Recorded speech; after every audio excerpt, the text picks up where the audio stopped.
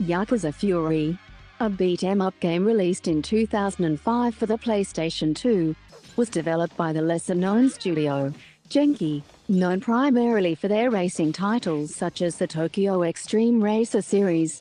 Genki ventured into the realm of action-adventure games with Yakuza Fury. This was during a period when the gaming industry was witnessing a growing interest in Japanese crime dramas, largely thanks to the immense popularity of Sega's Yakuza series. Unfortunately, while the title might suggest an exciting and authentic Yakuza experience, Yakuza Fury fails to deliver on many fronts, serving as a stark reminder of the challenges budget games often face. Yakuza Fury was very much a budget title, both in terms of its pricing and its production quality. At a time when most PS2 games were being released with a retail price of around £40, Yakuza Fury entered the market at a significantly lower price point, which naturally led to certain expectations, or lack thereof, from the gaming community. The game was clearly designed with a limited budget, and this is evident in nearly every aspect of its presentation, from its lackluster graphics to its shallow gameplay mechanics. The game's visuals, while not entirely unpleasant, were already outdated by the time of its release. Character models are blocky and lack detail, while the environments are repetitive and bland. The streets of Japan, where much of the game takes place, feel lifeless, devoid of the bustling energy that one would expect from a game set in such a vibrant and chaotic world. The lack of polish is apparent, making Yakuza Fury feel more like a late-era PlayStation 1 game than a title designed for the PlayStation 2. One of the most significant drawbacks of Yakuza Fury is its combat system, which quickly becomes repetitive and uninteresting. Combat is a central element of the game, as players take on the role of a Yakuza member navigating the violent underworld of organized crime. However, the mechanics are incredibly basic, offering little in the way of depth or variety. Players are equipped with a small selection of moves that, while effective, quickly become monotonous due to the lack of new skills or upgrades as the game progresses.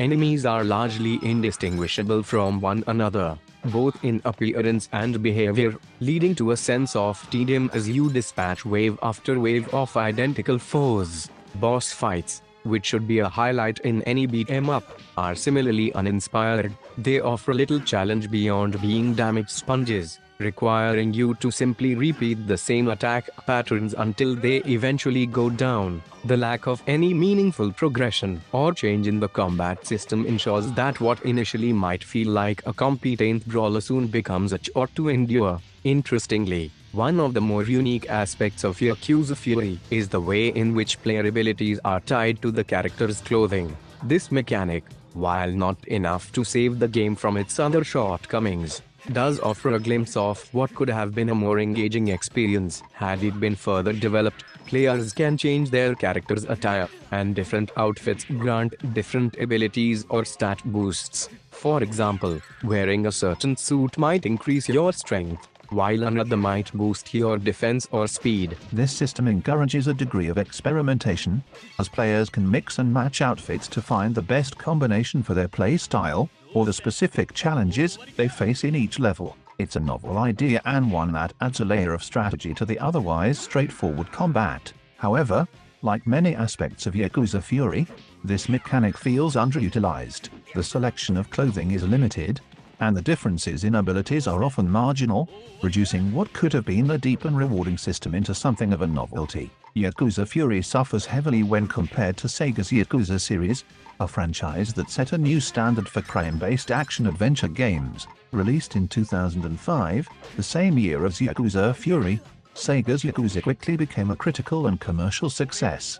Praised for its gripping narrative, deep combat system, and richly detailed recreation of Tokyo's red light district. In contrast, Yakuza Fury feels like a cheap imitation, lacking the depth and polish that made Sega's title so memorable. While both games share a similar thematic focus on the Japanese underworld, the differences in execution are stark. Sega's Yakuza is a sprawling epic, blending intense action with emotional storytelling, and a host of side activities that bring its world to life. The characters are well developed, with protagonist Kazuma Q standing out as one of the most iconic figures in gaming. In Yakuza Fury, the story is thin, The characters are forgettable, and the world is a mere backdrop for the repetitive brawling that makes up the bulk of the game. One area where Yakuza Fury does attempt to differentiate itself is through its more arcade-like approach to gameplay, whereas Sega's Yakuza blends action with RPG elements and an open-world structure. Yakuza Fury is a more straightforward brawler,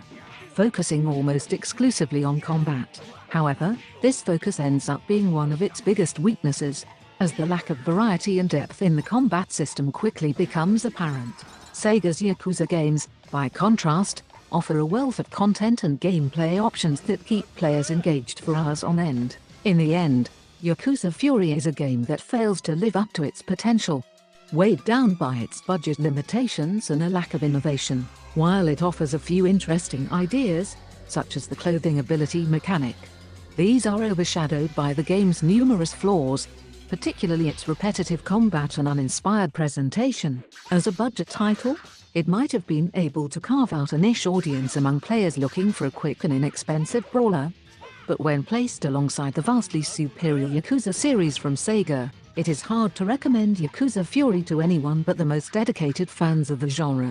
For those seeking a rich, immersive experience in the world of Japanese organized crime, Sega's Yakuza series remains the gold standard.